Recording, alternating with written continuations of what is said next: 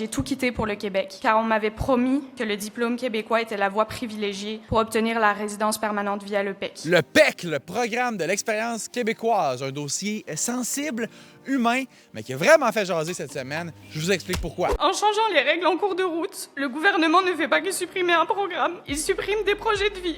Quand tu migres au Québec, tu arrives ici sur un statut qui est soit permanent, ça veut dire que tu es ici pour rester, ou temporaire, tu es un étudiant ou un travailleur sur un contrat, puis bien, quand le contrat se termine ou tes études se terminent, tu t'en vas chez vous. Le PEC, c'est un programme qui permettait aux gens qui étaient arrivés ici de façon temporaire d'appliquer pour avoir leur petit papier qui leur permettrait de rester ici, leur résidence permanente. Et c'est un programme qui offrait beaucoup de prévisibilité, parce que si tu respectais certains critères, un diplôme ici au Québec, 2 ans d'expérience de travail, niveau de français, ben tu étais pas mal certain d'être sélectionné. Ça suivait la règle du premier arrivé, premier servi. Fait que si t'avais 15 commis de dépanneurs qui appliquaient et une infirmière ensuite, ben toutes ces personnes-là, s'ils respectent les critères, avaient une chance d'être sélectionnées. Avec le nouveau programme, le programme de sélection des travailleurs qualifiés, le PSTQ, eh bien ça offre un petit peu moins de prévisibilité. T'as une grille de points, une sélection qui est faite par le gouvernement en fonction des besoins du marché. Fait que si je reprends le même exemple et que tu as 15 commis qui appliquent avant une infirmière, eh bien le gouvernement peut maintenant se donner le droit de prioriser le dossier de l'infirmière parce qu'il la juge plus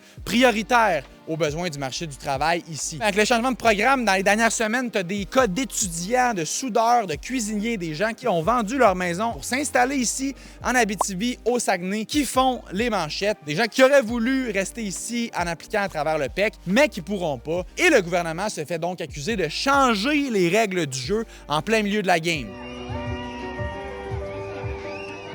Et là, la pression n'arrête pas d'augmenter avec des groupes de la société qui comptent sur ces immigrants-là, des entrepreneurs, des maires, des mairesses, des universités qui ont tous demandé au gouvernement de laisser ceux qui sont déjà ici pouvoir à tout le moins appliquer selon les règles de l'ancien programme. C'est ce qu'on appelle une clause de droit acquis ou une clause grand-père. Mais le ministre de l'Immigration et le premier ministre refusent une clause grand-père, disent que ça ouvrirait la porte à des centaines de milliers d'immigrants temporaires présentement au Québec, pourraient possiblement devenir permanents. Mais quand on jette un œil aux chiffres de l'ancien programme du PEC, il n'y a jamais au-dessus de 20 000 personnes qui ont été acceptées dans une année. Alors on se demande un petit peu d'où ça vient, ce chiffre-là de centaines de milliers de personnes. À la place, le gouvernement du Québec met la faute sur le gouvernement du Canada, qu'ils ne reconduisent pas les permis de travail de ces immigrants-là temporaires assez rapidement et que c'est ça qui les laisse un petit peu dans le flou. Mais là, cette semaine, coup de théâtre, 2 des collègues du ministre Roberge, Bernard Drinville et Christine Fréchette, qui se présentent pour être les prochains chefs